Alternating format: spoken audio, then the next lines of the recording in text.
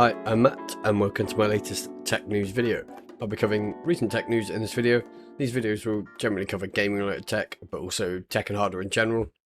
I'm grateful for any feedback, so if you feel the need to do so, please leave a comment below. You can also like and subscribe if you enjoy my videos.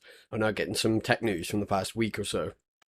First up in today's tech news video, I wanted to cover Alan Wake 2 and its system requirements, along with apparent GPU support. Alan Wake 2 is the sequel to, you guessed it, Alan Wake, a game that released back in 2010.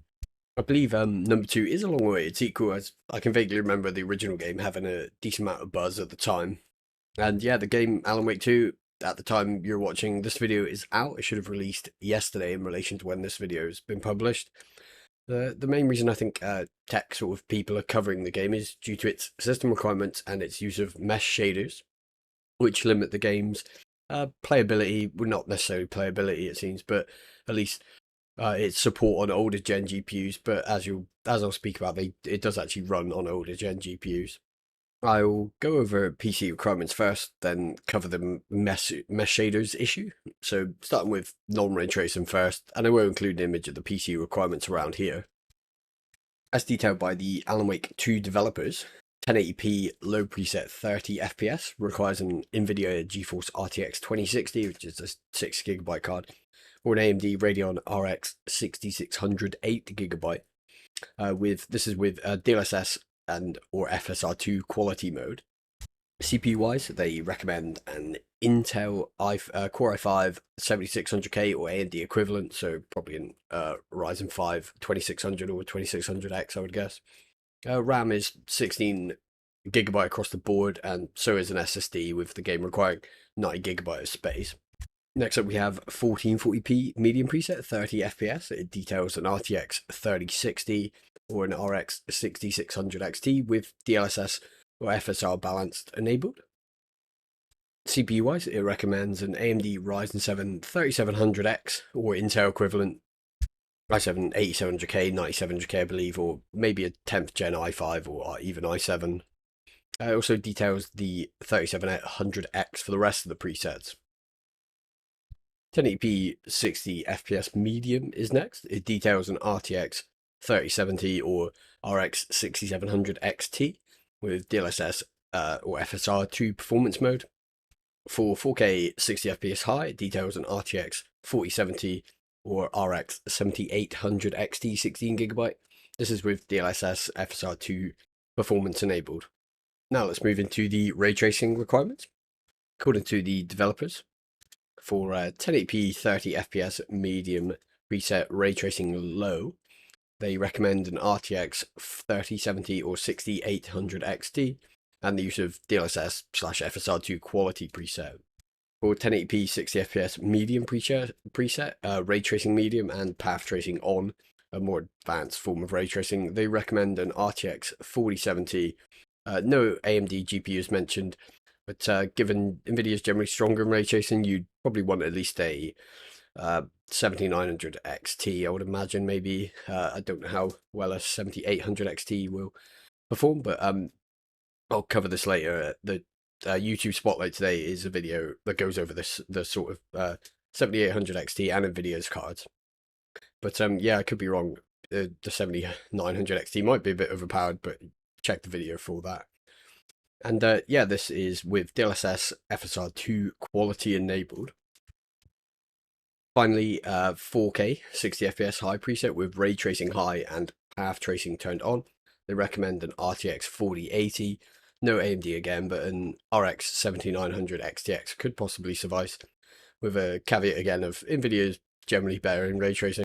And this is with DLSS FSR2 performance mode again. So yeah, some upscaling again. So yeah, those are some higher specs than I would have expected, especially if you want to run above 1080p without ray tracing and at 60 FPS. Ray tracing / path tracing, according to the chart, is even higher. Given this, I would hope the game looks very impressive, and from what I've seen footage wise, it is a very nice, very impressive, very nice looking game. Just to add, you may have noticed all presets denote the use of DLSS or FSR upscaling. So without it, the requirements would be even higher. And also, as PC game is pretty fluid, you probably be fine running the game with a varying degree of setups. But now for the mesh shaders part. Mesh shaders replace, quote, the existing pipeline of vertex geometry, hull, and domain shaders, which includes tessellation, with a new path of mesh shaders and amplification shaders. I had heard of them before, but I wasn't really sure what they were or do, but that was a brief explanation of how they work, as detailed in the Tom's Hardware article. Due to the requirement of mesh shaders, only RDNA 2, so RX 6000 series, Turing RTX 20 series, and ARC A770, 750, etc. GPUs or newer are supported. So the oldest GPUs that support the game are RTX 20 series GPUs like the RTX 2060, 70, 80, and so on. This means that GTX 10 series, so like the GTX 1080 Ti and the RDNA 1 5700 XT, 600 XT, and older GPUs aren't supported. Even though they're not supported, the game will seemingly run, but there are performance issues from the videos I watched. Daniel Owen, a tech YouTuber, has done a number of performance tests for the game, including using a GTX 1070, which as I said, is not officially supported, but it does run the game, just not very well. And two of Daniel's videos will be today's spotlight.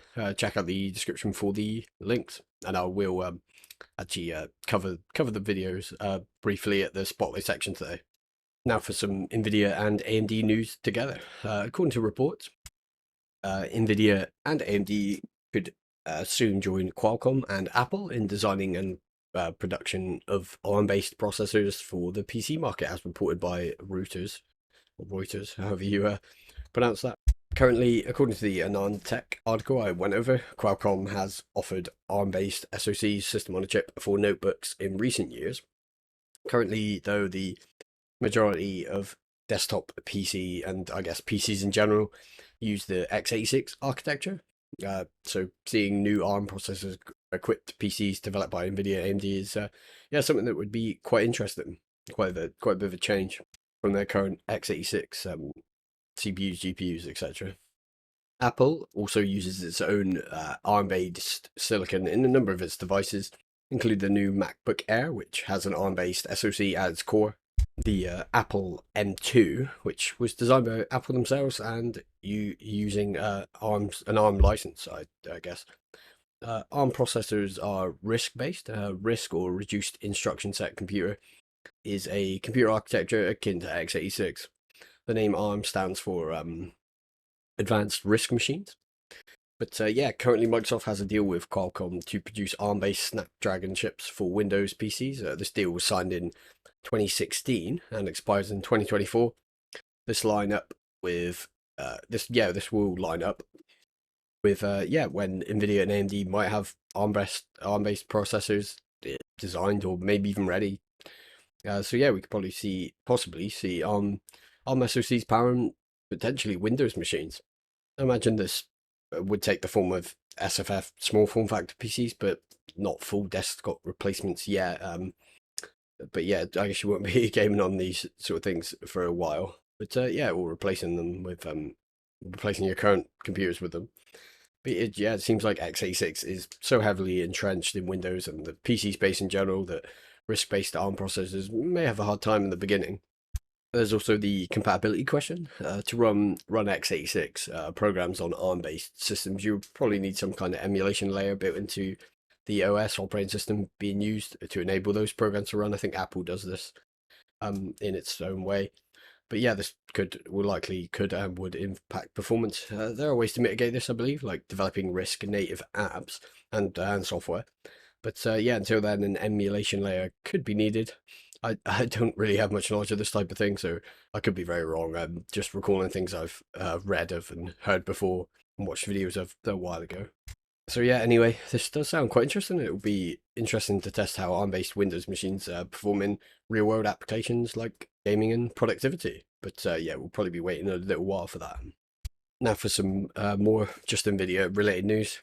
I covered the potential RTX 4080 Ti, I think it was, and RTX 4070 Super rumors in my last couple tech news videos, and now we have more confirmation that RTX 4080 Super at least is coming.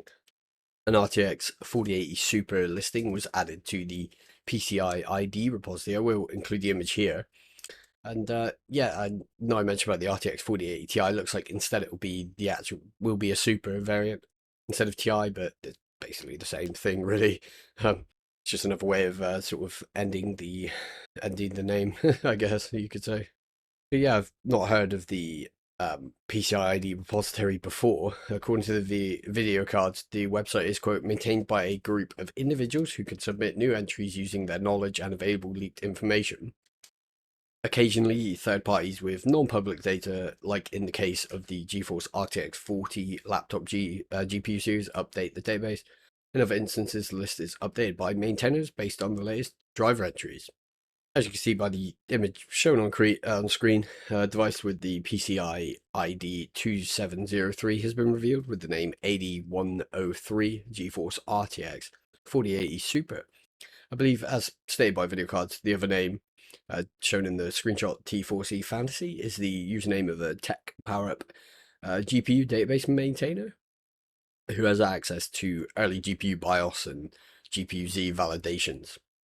As this is detailed as an AD103 chip, this means it shares the same GPU as the current AD103 equipped RTX 4080 16GB, as opposed to the AD102 equipped RTX 4090 24GB. And yeah, even though this is still speculation, as Nvidia has not revealed anything, it does seem that a number of people are confirming the upcoming existence of the RTX 4080 Super from Nvidia, while other speculation suggesting it will be a beefed up RTX 4080 with 20GB of VRAM, which I've covered before. Yeah, something I've covered in, I believe it was not the last one, but the previous to that tech news video. Rumors for the RTX 4070 Super are less prevalent, but recent rumors point to that coming as well. If this all ends up being correct, we will likely see the RTX 4080 Super and possibly the RTX 4070 Super being revealed at CES 2024 in January. I think there was also some lesser rumors of a 4060 Super, but I haven't heard anywhere near as much of that as even the 4070 Super, and certainly not as much as the 4080 Super. So if any more comes about that, I may cover it again in a future video. The next and final bit of Nvidia news is the RTX RTX 4060 Ti related news. So far, pretty much all RTX 40 series and RX 7000 series based graphics cards have had fairly large coolers, at least dual slot in design. But yeah, now Colorful might be readying a single slot blower style RTX 4060 Ti 16GB. I will include images of the graphics card. This card was shown off by ex-user Megasize GPU, who we've brought up before, and on Twitter they're at ZWang. And yeah, as you can see, it's very slim. The single slot graphics card measures 267 millimeters by 107 millimeters by 20 millimeters. So it is very compact, especially in comparison to other current gen Nvidia RTX and AMD RX graphics cards. Colorful, the AIB behind this creation, is currently not selling these cards, and as mentioned in the Tom's Hardware article, Nvidia may not sanction this for the consumer market. This is because Nvidia generally hasn't allowed any AIB to create single slot design graphics cards for its current RTX 40 series. So this RTX 4060 Ti is likely an engineering / sort of test sample, just to get sort of some data back about how it performs and things, I would imagine, before it's actually put into the wild, if it is ever allowed to. These single slot graphics cards are quite useful, as you can imagine, when size is an issue, such as for video walls, as is mentioned in the article, and for multi GPU systems that require many graphics cards for some reason or another. I have to admit here that I'm not that keen on giant graphics cards. I much prefer smaller designs personally. I think Nvidia's RTX 30 series Founders Edition cards are almost like the perfect size, specifically the 3080 and below. Some ABs do smaller cards, but generally they're quite large, especially the RTX 40 series and RX 7000 series ones. But yeah, hopefully we can see a trend again for more dual slot and other slimmer card designs. I do much prefer them to the triple slot plus designs, which are quite prevalent these days. I don't hate the large cards; they do generally prefer better cooling performance. I just prefer smaller cards personally. But yeah, I guess we'll just have to see how this if this product does end up being released. I believe currently Inno3D do the slimmest. I think it's a 2 slot. I think they do an RTX 4070 and 4070 Ti in like a slim Inno3D model. They might do a Radeon one as well, but from what I've seen, they only do Nvidia at the moment. So yeah, maybe we might see something that's even slimmer than that coming at some point. Next, we have a couple bits of AMD specific news. First off, I covered the RX 7900 M GPU a few weeks back, and now it has actually launched and has a product that is actually in. A bit of background first: the AMD Radeon RX 7900M will be AMD's or is AMD's highest end mobile GPU. It has 72 AMD RDNA 3 compute units and 16GB of GDDR6 VRAM.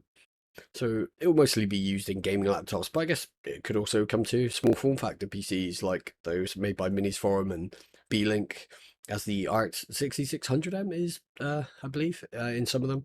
However, that isn't confirmed. It's just me sort of adding something I think would be cool if they can call it right in a small form factor.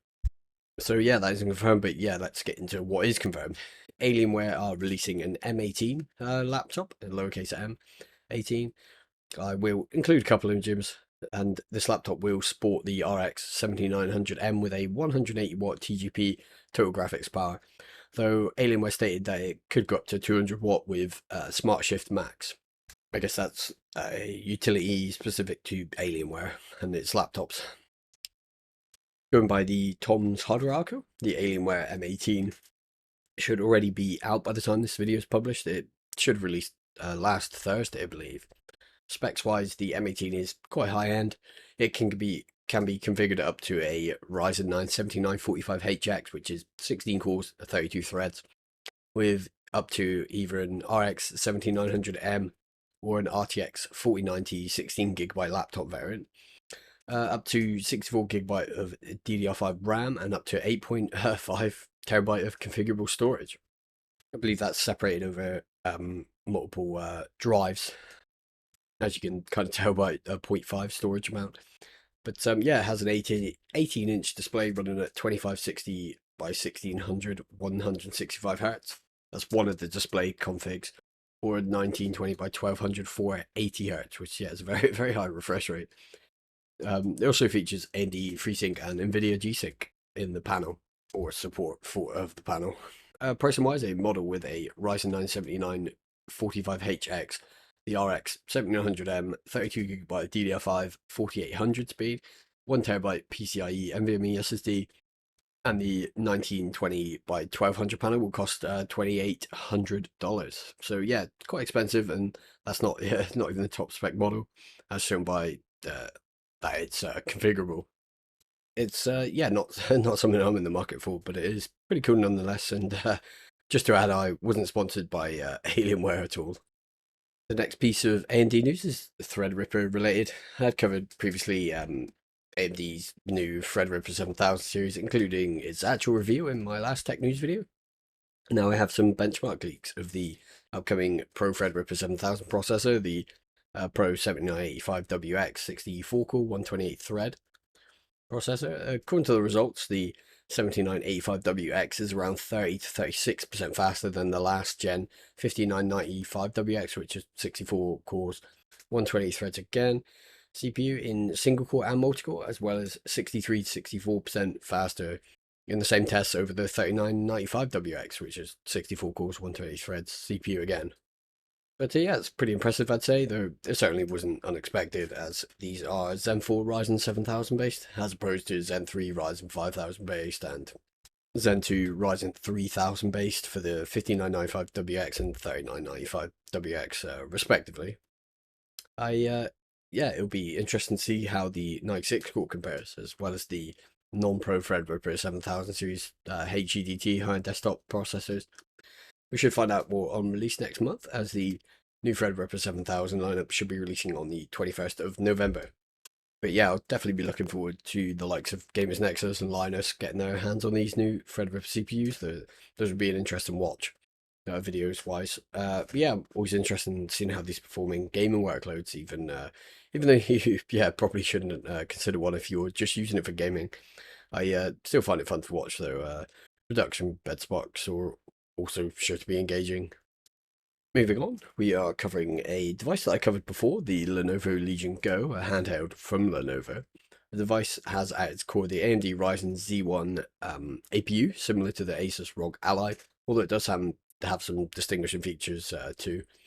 The Legion Go has a larger 8.8-inch IPS panel. The ROG Ally has a 7-inch display, so does the Steam Deck. And it also has detachable gamepad slash controllers with one pad being used as a mouse, usable as a mouse. It sounds pretty cool. However, the main news I will be covering is that MicroCenter, the US computer slash electronics retailer, is going to start selling the device from October 31st of this year, so Halloween. MicroCenter has put up a banner on the website displaying some of the details for the handheld, including pricing and storage upgrades, along with specs and the likes, what you sort of expect. But so yeah, it looks like the Lenovo Legion Go bought from MicroCenter will be starting at $700 for the 512GB PCIe 4 NVMe SSD model. There's also two upgraded specs which increase the storage capacity.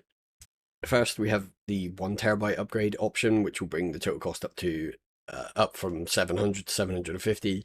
Second, we have the 2TB upgrade, which will cost $800.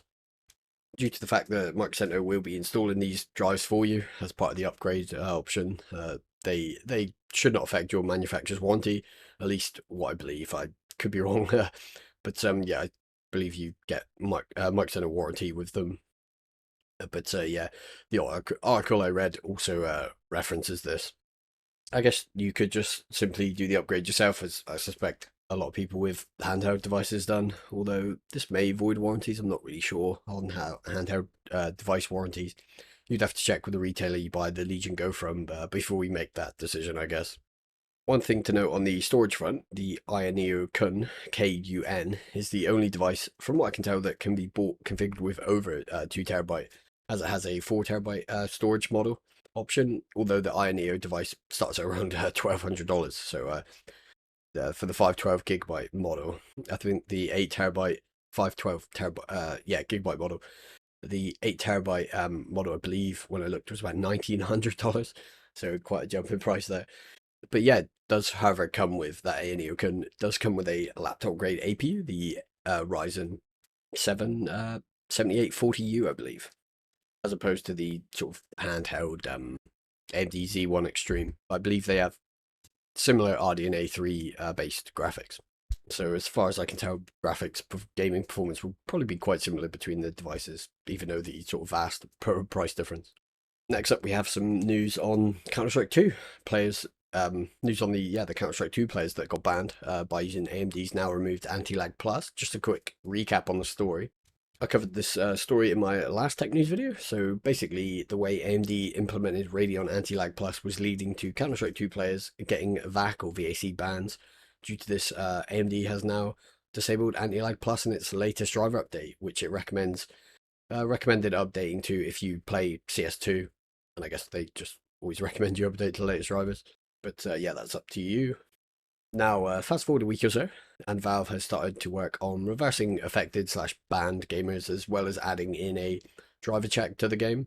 This is to detect that you're using the driver that Anti-Lag Plus has been disabled in. A recent update, which went live a little over a week ago, details in the release notes, quote, added a startup check for incompatible AMD graphics drivers. We will now begin reversing VAC bans for affected players. End quote there. So yeah, this is not a good situation. Hopefully Valve swiftly remove those bans. I guess they're probably still working on it potentially. It's also uncertain how AMD will go about re-implementing Anti-Lag Plus. It looks like having it enabled at the driver level will lead to more false bans. I don't really know what they could do if they keep it at the driver level. Maybe there's some sort of mitigation AMD can implement, but yeah, I'm not really sure. If not, and they go for a similar approach to Nvidia, I believe it's Nvidia Reflex, which is game specific and requires game dev time. That could take longer to reintroduce and won't be in every game, I would suspect. I guess we'll just have to wait and see. And the final bit of news for today is also Counter-Strike 2 related as well as Intel related. I covered the Intel Core i9 4900K in last week's tech news video, including one that was overclocked to over 9.0 gigahertz via liquid helium. And now this week we have a 14900KF running at 8 gigahertz in CS2. The CPU used was overclocked by Team AU during IEM Sydney, with the Australian team using the 14900KF at 8 GHz to reach average frame rates ranging from 900 to 1300 FPS in Counter-Strike 2. According to the article, Intel's Roger Chandler, who heads the Infuvius PC and Workstation division of Intel's Client Computing Group, was the person who filled up the CPU pot with liquid nitrogen. Roger is also the person who revealed Intel's 14th gen core processors recently. This test and the subsequent average FPS figures, which reached the 1300 mark, wasn't accomplished via benchmarking game. The game was actually being played during the 8 GHz run, apparently. But yeah, that's pretty wild. But obviously, this isn't feasible with a regular gaming rig at home or in the office, as it requires the aforementioned liquid nitrogen cooling like apparatus and so on. I guess you could theoretically rig this all up yourself, but don't expect it to run for more than a few minutes, I would suspect. Not to mention you need to keep topping up the LN2 liquid nitrogen pot frequently. But yeah, just thought I'd add this in. It's pretty cool to see these sort of frame rates, but yeah, not viable outside of this test environment. Maybe someday, I don't know. That's all the main tech news. I'll just do a quick video spotlight. This week is a video spotlight in the spotlight section. As I mentioned, Daniel Owen, who runs a tech channel on YouTube, tested Alan Wake 2's PC performance with a number of GPUs in these videos, including a GTX 1070, which, as I mentioned, is not meant to be supported. Across the two videos I'll link, he tests both Nvidia and AMD GPUs. As always, Daniel Owen does a great job of testing game performance. Definitely check the videos out if you want some in-depth PC testing and metrics of the game. You can find the links in the spotlight section to his videos in the description, or just search his channel yourself. So that's, yeah, all the coverage from me today, tech coverage. If you're interested, you can also check out my gaming news, which was published yesterday. As always, feedback is appreciated, so go ahead and like and leave a comment. If you enjoy my videos and commentary, feel free to subscribe. Thank you for watching, and I'll be back again soon.